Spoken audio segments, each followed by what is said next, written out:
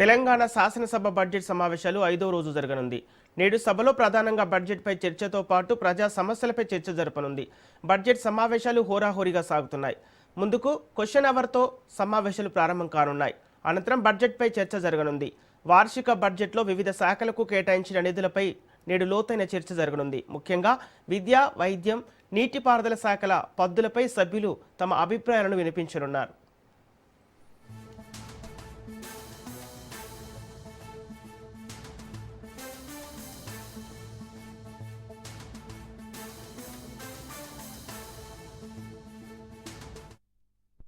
తెలంగాణ శాసనసభ బడ్జెట్ సమావేశాలు 5వ రోజు జరగనుంది. నేడు సభలో ప్రధానంగా బడ్జెట్పై చర్చతో పాటు ప్రజా సమస్యలపై చర్చ జరగనుంది. బడ్జెట్ సమావేశాలు హోరాహోరీగా సాగుతున్నాయి. ముందు క్వశ్చన్ అవర్తో సమావేశాలు ప్రారంభం కానున్నాయి. అనంతరం బడ్జెట్పై చర్చ జరగనుంది. వార్షిక బడ్జెట్లో వివిధ శాఖలకు కేటాయించిన నిధులపై నేడు లోతైన చర్చ జరగనుంది. ముఖ్యంగా విద్య, వైద్యం, నీటిపారుదల శాఖల పద్దులపై సభ్యులు తమ అభిప్రాయాలను వినిపించనున్నారు.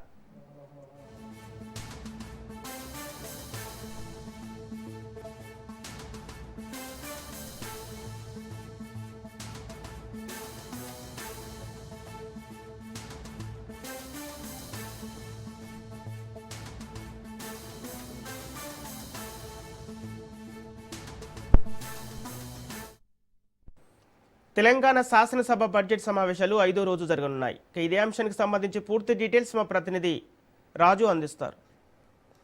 Good morning Sampath. Telangana assembly సమావేశాలు 5వ రోజు ఈరోజు ఉదయం 10 గంటలకు ప్రారంభం కాబోతా ఉన్నాయి.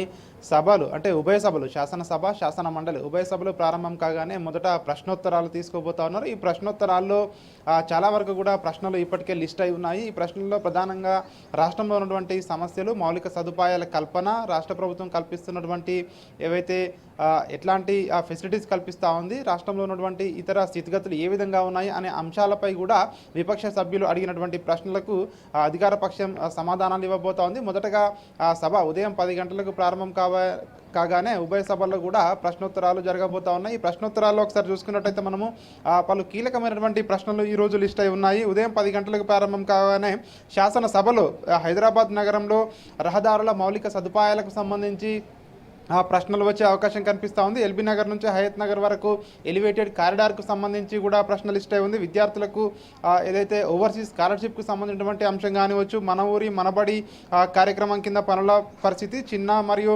సూక్ష్మ మధ్య తరహా పరిశ్రమలకు సంబంధించి ప్రోత్సాహం, వెల్దండ, అదేవిధంగా ఇటు నర్మెట మధ్య ఏదైతే ఫ్లైఓవర్కు సంబంధించి, బ్రిడ్జికి సంబంధించి కూడా అంశం ఈరోజు శాసనసభలో లిస్ట్ అయి ఉన్నాయి. అదేవిధంగా వీటితో పాటు ఇప్పటికే ఏదైతే రవాణా శాఖ స్వాధీనం చేసుకున్నటువంటి వాహనాలు స్క్రాప్ పాలసీకి సంబంధించి ఇటు అధికార పక్షం కూడా దీనికి సంబంధించి సమాధానం ఇవ్వబోతా ఉంది. శాసన మండలిలో కూడా కొన్ని ప్రశ్నలు, కీలకమైనటువంటి ప్రశ్నలు లిస్ట్ ఉన్నాయి.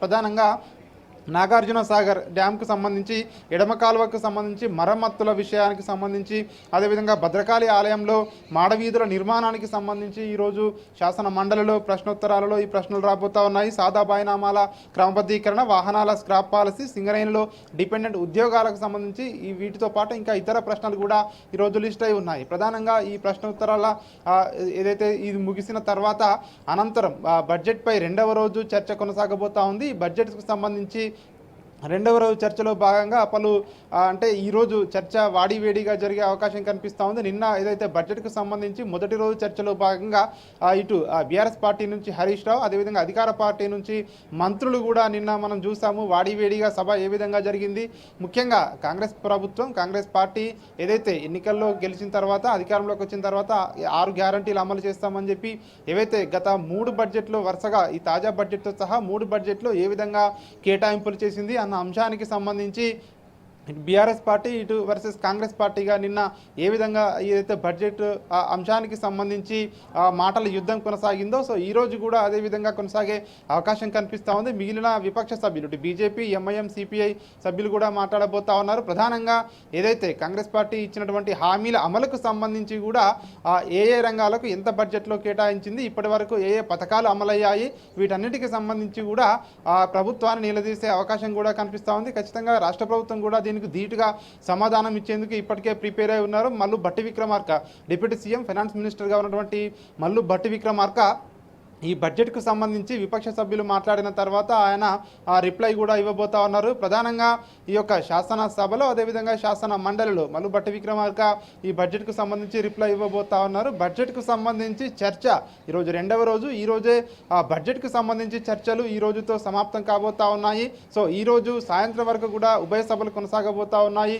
ఈ ఉభయ సభల్లో కూడా ఇటు ప్రభుత్వాన్ని ఏ విధంగా ఇరుకున పెట్టాలన్న అంశానికి సంబంధించి ఇప్పటికే విపక్షాలు కూడా అస్త్రశస్త్రాలతో సిద్ధమై ఉన్నాయి. మరొక వైపు బీఆర్ఎస్ పార్టీ కూడా ఈరోజు వాయిదా తీర్మానం ఇవ్వడం జరిగింది. రాష్ట్రంలో ఏదైతే గ్యాస్ కొరతకు సంబంధించి ప్రజలు పడుతున్నటువంటి ఇబ్బందులకు సంబంధించి శాసనసభలో శాసన మండలిలో చర్చించాలి. ఇతర ఏవైతే బిజినెస్ అన్నీ కూడా పోస్ట్పోన్ చేసి దీన్ని టేకప్ చేసి దీనిపై చర్చ చేయాలని చెప్పేసి కూడా బీఆర్ఎస్ పార్టీ అయితే శాసనసభలో శాసన మండలిలో ఒక వాయిదా తీర్మానాన్ని అయితే ఇవ్వడం జరిగింది. అదేవిధంగా ఈరోజు సభలో ఖచ్చితంగా ఈ ప్రశ్నోత్తరాల సమయంలో కానివచ్చు, అదేవిధంగా ఈ చర్చలో భాగంగా కావచ్చు, విపక్షాలు అయితే ఏదైతే రాష్ట్ర ప్రభుత్వాన్ని ఈ బడ్జెట్కు సంబంధించిన కేటాయింపుల అంశం కానివచ్చు, ఏదైతే ఇచ్చినటువంటి సంక్షేమ పథకాలు, ఏదైతే అభివృద్ధి పథకాలకు సంబంధించి కాంగ్రెస్ పార్టీ ఏ విధంగా అమలు చేస్తున్నటువంటి తీరుకు సంబంధించి కావచ్చు, రాష్ట్ర ప్రభుత్వాన్ని అయితే ఇరుకున పెట్టే విధంగా కూడా ఇప్పటికే ఇటు ప్రతిపక్షాలు అయితే సమాయత్తమై ఉన్నాయి. ఒకవైపు ఇటు అధికార పక్షం నుంచి కూడా మంత్రులు కూడా ఎప్పటికప్పుడు కూడా ఇటు విపక్ష సభ్యులకు కౌంటర్ ఇస్తున్నటువంటి పరిస్థితి కనిపిస్తూ ఉంది. బడ్జెట్కు సంబంధించి ఈరోజు చివరి రోజు కావడంతో ఈరోజు వాడివేడిగా సభ కొనసాగే అవకాశం కనిపిస్తూ ఉంది. Sampath. Okay right, thank you Raju.